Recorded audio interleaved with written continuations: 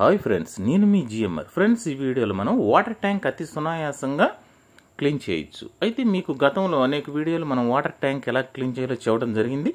అంతకన్నా అతి సునాయాసంగా ఎలా క్లీన్ చేయాలో ఈ వీడియోలో తెలుసుకుందాం. మీరు ఇక్కడ చూస్తుంది ఏంటంటే కొబ్బరిచ్చి. మనకి ఏ షాపులో అయినా సరే మీకు అందుబాటులో దొరుకుతాయి. ఏ కిరాణా షాపుల్లో అయినా ఎక్కడైనా సరే మనకి ఈ కొబ్బరిచ్చి అనేది 10-20 రూపాయల్లో కొబ్బరిచ్చి అనేది దొరుకుతుంది. ఈ కొబ్బరిచ్చిని మీరు ఒక కర్ర కనుక గట్టిగా లాగి కట్టారంటే మీకు లాన్ క్లీన్ చేసుకుంటానికి, వాటర్ ట్యాంక్ క్లీన్ చేయాలంటే మనకి ఏదో ఒక సపోర్ట్ కావాలి, బ్రష్ లాంటిగా. ఈ కొబ్బరిచ్చి ఏమవుతుందంటే ఈ కొబ్బరిచ్చుకునే బరక వల్ల మనం వాటర్ ట్యాంక్ని అతి సునాయాసంగా క్లీన్ చేసుకోవచ్చు అనమాట. అంటే రుద్దటానికి అనమాట. లాన్ ఉండే పాచి కావచ్చు, డస్ట్ కావచ్చు, మొత్తం కూడా అతి సునాయాసంగా రావడానికి అవకాశం ఉంటుంది. అయితే ఇది కట్టేటప్పుడు మీరు సరిగ్గా కట్టలేదనుకో శుభ్రంగా ట్యాంకులో తిప్పేటప్పుడు ట్యాంకులో పడిపోతుంది అనమాట. అందువల్ల కట్టేటప్పుడే కొద్దిగా స్ట్రాంగ్గా గట్టిగా ఈ విధంగా కట్టుకున్నారంటే మీకు ట్యాంక్ క్లీన్ చేయడానికి ఎంతో సహాయపడుతుంది. ఎందుకంటే ఈ కొబ్బరిచ్చుకునే బరక, ముందుగా ఈ కొబ్బరిచ్చి ఏంటంటే కొత్త తీసుకున్న కొబ్బరిచ్చిని కాస్త నానబెట్టుకోండి. ఓ పావు గంట నానబెట్టుకుంటే దానికి కొబ్బరిచ్చుకున్న డస్ట్ అంతా పోతుంది. లేదనుకో ఆ డస్ట్ వెళ్ళి ట్యాంకులో పడిద్ది అనమాట. నానబెట్టుకుని ఎదలు కొడితే డస్ట్ అంతా పోతుంది. ఆల్రెడీ చూశారు కదా, పావు గంట నుంచి నానబెట్టిన కొబ్బరిచ్చి రెడీ అయింది, దానికి సిద్ధం. ఇక మనకి ఇక్కడ గమనిస్తే ఈ ట్యాంక్ వచ్చేటప్పటికి మనకి ఈ మోటార్ చూశారు కదా, ఈ మోటార్ వచ్చేటప్పటికి ఏంటంటే మనకి మిగులు వాటర్. చాలా సందర్భాల్లో ఏం జరుగుతుందంటే వాటర్ ట్యాంక్ అంతా క్లీన్ చేయడం ఒక ఎత్తు అయితే అందులో అడుగును మిగిలిపోయిన వాటర్ క్లీనింగ్ పైప్లో నుంచి రాకుండా వాటర్ ఆగిపోతూ ఉంటాయి. అవి అనేక విధాలుగా మనం తోడాల్సి వస్తుంది. అయితే ఈ వీడియోలో మనం లాస్ట్కి మిగిలిన వాటర్ని ఈ మోటార్ పెట్టి తీద్దాం. అయితే ఈ మోటార్ ఏంటి అనేది మనం ఆ మోటార్ ఉపయోగించేటప్పుడు చెప్తాను. ముందుగా మనం క్లీనింగ్ ఎలా స్టార్ట్ చేయాలంటే ముందుగా ట్యాంక్లో ఎక్కువగా వాటర్ ఉంటే వాటర్ వదిలేసేయండి. వదిలేసిన తర్వాత మీకు పూర్తిగా వాటర్ అడుగునుంటే కాసిన వాటర్తో పెట్టుకోండి ట్యాంకులోకి. ఇక్కడ వాటర్ కాసిన ఎక్కువగానే ఉన్నాయి కాబట్టి మనం కాస్త వదలటం జరిగింది. మరొక ముఖ్యమైన విషయం ఏంటంటే మీరు చాలామంది ట్యాంక్ క్లీన్ చేయడానికి ట్యాంక్లో యాసిడ్లు పోయాలా, పెనాయిల్ పోయాలా, ఏమేయాలి అని చాలామంది కన్ఫ్యూజ్ అవుతూ ఉంటారు. ఎట్టి పరిస్థితుల్లో కూడా వాటర్ ట్యాంకులో ఇవి పడితే ఇవి వేయకూడదు. కేవలం బీచింగ్ మాత్రమే ఉపయోగించుకోవాలి.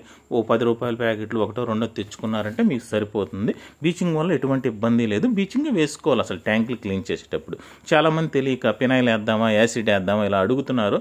ఏమేస్తే బెటర్గా ఉంటుంది, యాసిడ్ వేయమంటారని. ఎట్టి పరిస్థితుల్లో కూడా మనం ఏంటంటే ట్యాంకుల్లో వాడే వాటర్ మనం అనేక విధాలుగా వాడుతూ ఉంటాం. స్నానాలకు కావచ్చు, ఇంట్లో వాడకానికి కావచ్చు, బియ్యాల్లో కావచ్చు, వాటర్ ప్యూరిఫైర్లోకి వస్తూ ఉంటాయి. అన్ని విధాలా కూడా వాటర్ ట్యాంకులో వాటర్ వాడుతూ ఉంటాం. అలాంటి సందర్భాల్లో ఎట్టి పరిస్థితుల్లో కూడా మనం యాసిడ్లు పోయటం కానీ పెనాయిల్ పోయటం కానీ చేయకూడదు. కేవలం ఇలా బీచింగ్ ప్యాకెట్లు ఉంటాయి. మనకి బీచింగ్ తీసుకొని మనకి 1-2 ప్యాకెట్లు తెచ్చుకున్నారంటే మీకు చక్కగా సరిపోతుంది. ఇది పెద్ద ట్యాంక్ అయితే కాస్త 2 బీచింగ్ ప్యాకెట్లు తెచ్చుకుంటే సరిపోతుంది. ఈ బీచింగ్ ఇలా వేసిన తర్వాత ఆల్రెడీ మీరు తిప్పాలన్నమాట. ఇందులో ఉన్న వాటర్ ఆల్రెడీ వదిలేసాం, 3 వంతులు వదిలేసాం. 1 వంతు ఉంచుకోవాలి. ఇప్పుడు మీకున్న ట్యాంకులో 3 వంతులు వాటర్ వదిలేసేయండి. ఆ 1 వంతు వాటర్ ఉన్నప్పుడు ఈ విధంగా తిప్పితే శుభ్రంగా ఆల్రెడీ మీరు 3 నెలలకు ఒకసారి వాటర్ ట్యాంక్ కనుక క్లీన్ చేసుకున్నారంటే, అంటే సంవత్సరంలో 3 సార్లు వాటర్ ట్యాంక్ కనుక క్లీన్ చేయగలిగారంటే ఈ విధంగా శుభ్రంగా ఉంటుంది. మీరు ఎప్పుడు క్లీన్ చేద్దామని మూత తీసినా ఇంచుమించు కాస్త నీట్గానే ఉంటుంది. మనం కొద్దిగా బ్యాక్టీరియా ఏమైనా ఫామ్ అవ్వకుండా కొద్దిగా బ్లీచింగ్ వేసేసి క్లీన్ చేసి పెట్టుకుంటే 3 నెలలకు ఒకసారి ఇంకా బెటర్గా ఉంటుంది. అందుకే ఇక్కడ వాటర్ ట్యాంక్ చూస్తాను కాస్త నీట్గా ఉన్నప్పటికీ కూడా అడుగును చూశారు కదా, పేరుకుపోయింది పాచేది. అలాంటి సందర్భాల్లో ఈ కొబ్బరిచ్చి తయారు చేసుకున్నటువంటి కర్ర చూశారు కదా, ఒక కర్రకి కొబ్బరిచ్చిని కట్టాం. అప్పుడు ఆ కొబ్బరిచ్చి బరక్ ఏంటంటే ఒకవేళ మీ ట్యాంక్కి ఎక్కువగా ఉందనుకోండి పాచి, ఈ విధంగా రౌండ్గా ఆ బ్రష్ని తిప్పుతూ ఉంటే క్లీన్ అయిపోతుంది. అడుగును కూడా అంతే, వాటర్ ఉన్నప్పుడే మీరు తిప్పుతూ ఉంటే వాటర్ ఆల్రెడీ బయటకు వదిలేసాం కాబట్టి క్లీనింగ్ అయిపోతూ ఉంటుంది. వాటర్ కూడా బయటకు వెళ్ళిపోతూ ఉంటాయి. లాస్ట్లో మిగిలినాయి అనుకో వాటర్, అవి ఎలా క్లీన్ చేయాలో చెప్తా. ఆల్రెడీ మనకు మోటార్ తీసుకొచ్చాం కదా, ఆ మోటార్ ద్వారా చూపిస్తాను. ఈ విధంగా మనకి వాటర్ ఉండంగానే మీరు మనం కొబ్బరిచ్చితో ఏర్పాటు చేసినటువంటి కర్ర చూశారు కదా, ఆ కర్రతో ఈ విధంగా రౌండ్గా తిప్పుతూ ఉంటే ఆ ట్యాంకులో ఉన్నటువంటి పాచి కానీ మొత్తం క్లీన్ అవుతుంది. అందులోనే వాటర్లోనే ముంచి ఆ కర్రను మీరు చుట్టూ క్లీన్ చేసేసుకోవచ్చు. ఆల్రెడీ మీ ట్యాంక్కి బాగా విపరీతంగా పాచి ఉంటే అది మొత్తం వచ్చేస్తుంది. కొద్దిగా నల్లగా గారబట్టి ఉందనుకోండి, బాగా ఖర్చుకుపోయి ఉంటుంది. కొద్దిపాటి మనకి మచ్చలు కనబడుతూ ఉంటాయి ట్యాంక్కి. అవన్నీ సహజం, అవన్నీ మనం ఆలోచించకూడదు. మించుమించుగా మనం ట్యాంక్కి సంబంధించి ఈ విధంగా శుభ్రంగా అందిన వరకు చేత్తో రుద్దుకోవచ్చు. ఆ విధంగా మిగతాది కర్ర పెట్టి కూడా మొత్తం ట్యాంక్ అంతా రుద్దేసుకోవచ్చు. మొత్తం ఆ పాచి గార అంతా పోయి నీట్గా అవుతుంది. ట్యాంకుల మీద కూడా మూతలు ఖచ్చితంగా ఉండాలి. చాలామంది మూతలు పోయినాయి అనుకో కొన్ని సందర్భాల్లో గాలివానలకి, మళ్ళీ మూతలు తెచ్చి పెట్టరు. అశ్రద్ధ చేస్తుంటారు. అలా చేయటం వల్ల కూడా విపరీతమైన పాచి పేరుకుపోయే అవకాశం ఉంటుంది. కనుక ఎప్పుడైనా సరే మీ ట్యాంకులకు మూతలు పోయినాయి అనుకో, ఒక మూత ఒకటి తెచ్చి ముందు ఫిట్ చేసేసేయండి ఆ ట్యాంకీకి. నెక్స్ట్ వచ్చేటప్పటికి మనం ట్యాంకులో క్లీన్ చేసేటప్పుడు కూడా కేవలం బ్లీచింగ్ మాత్రం వేయాలని అదొకటి తెలుసుకున్నాం. ఈ 2 విషయాలు. క్లీన్ చేయడానికి మాత్రం మనకి బరక బ్రష్ కావాలి కదా. ఈ విధంగా అనేక రకాల బ్రష్లు కూడా చూపించాను సిస్టంలో. ఈ కొబ్బరి ఇచ్చితో ఏర్పాటు చేసుకుంటే ఏంటంటే ఆ తాడుకుండే బరక్కి మనకు అతి సునాయాసంగా మీ ట్యాంక్ ఎంత డస్ట్ ఉన్నప్పటికీ కూడా, పాచి ఉన్నప్పటికీ, అడుగునున్న మట్టితో సహా మొత్తం క్లీన్ అయిపోతూ ఉంటుంది. మీరు ఎప్పుడైనా సరే అతి సునాయాసంగా అందుబాటులో ఉన్నటువంటి మెటీరియల్తోనే మనం ట్యాంక్ని క్లీన్ అనేది చేసుకోవచ్చు. ఈ విధంగా మనకు క్లీన్ చేయడం పెద్ద సమస్య ఏం కాదు. మనకు సమస్య ఎక్కడ అవుతుందంటే ఈ వాటర్ అంతా బయటికి పంపించే సమయాల్లో లాస్ట్కి కాసి మిగిలిపోతూ ఉంటాయి. ప్రతి ఒక్కరికి ఏం సమస్య వస్తుందంటే ఆ మిగిలిన వాటర్ని పంపించటమే. ఈ విధంగా మనకి ఎంత ట్రై చేస్తున్నప్పటికీ కూడా కొంత వాటర్ అనేది అడుగున మిగిలిపోతూ ఉంటాయి. కొంతమంది ఏంటంటే ఆ క్లీనింగ్ పాయింట్ కొద్దిగా ట్యాంక్కి పై ఎత్తున వేస్తున్నారు. అది కొద్దిగా కొంచెం కింద ఎత్తుకేసుకుంటే ఎక్కువ వాటర్ మిగలవు అనమాట ట్యాంక్లో. అదొకటి మీరు గమనించుకోవాలి. మరీ కిందకి వేసినా కానీ మళ్ళీ లీకేజ్ ప్రాబ్లం వస్తుంది. అదొకటి గమనించుకోండి. ఇంచుమించు అవకాశం ఉన్నంతవరకు కిందకి వేసుకుంటే వాటర్ ఎక్కువ మిగలకుండా వెళ్ళిపోతాయి. ఆ కొద్దిగా మిగిలిన వాటర్ని వీలైతే ఒక కర్రకి క్లాత్ కట్టి 2 రౌండ్లు తిప్పేసి బయటికి తీసి పిండేస్తే చిన్న ట్యాంకులకి అయితే అయిపోతుంది. పెద్ద ట్యాంక్ అయితే కొద్దిగా కష్టపడాల్సి వస్తుంది.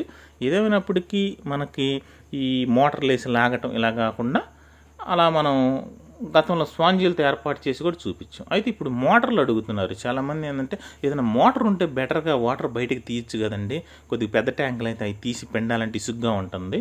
లేదంటే ఒక మనిషిని పిలవాల్సి వస్తుంది, ట్యాంకులో క్లీన్ చేయడానికి మనిషిని దిగి ఇలా చేయాల్సి వస్తుంది అని అడుగుతున్నారు. అయితే ట్యాంకులో ప్రతి ఒళ్ళు దిగటం కష్టం కాబట్టి పైనుండే క్లీన్ చేసుకోవటం కొద్దిగా నీట్గా అనిపిస్తూ ఉంటుంది. అలాంటి సందర్భంలో ఇప్పుడు మీరు చూస్తున్న మోటార్ ఏంటంటే డీసీ అనమాట. మనం ఇది ఆర్ఓ వాటర్ ప్యూరిఫైయర్లో మనం ఉపయోగించేటటువంటి మోటార్ని మనం ఈ విధంగా చూపించడం జరుగుతుంది. అయితే ఇది ఎంతవరకు సక్సెస్ అనే విషయానికి వస్తే మనకి వాటర్ ప్యూరిఫైర్లు ఏ విధంగా అయితే వాటర్ లాగుతూ ఉంటుందో ఈ విధంగానే ఇప్పుడు మనం ట్యాంకులో పైప్ వేసామనుకో, పైపుకి సంబంధించి వాటర్ అనేది లాగుతూ ఉంటుంది. అయితే ఒక మోస్తరు ఫోర్స్తో వస్తూ ఉంటాయి. అయితే ఒక పావు గంటలో ఆ వేస్ట్ వాటర్ అనేది మొత్తం కూడా బయటికి వెళ్ళిపోవటం జరుగుతుంది. గతంలో మీకు కూలర్ మోటార్ కూడా చూపించాను. కూలర్ మోటార్ కూడా ట్యాంకులో వేసి వాటర్ని బయటికి తీయడం చూపించాను.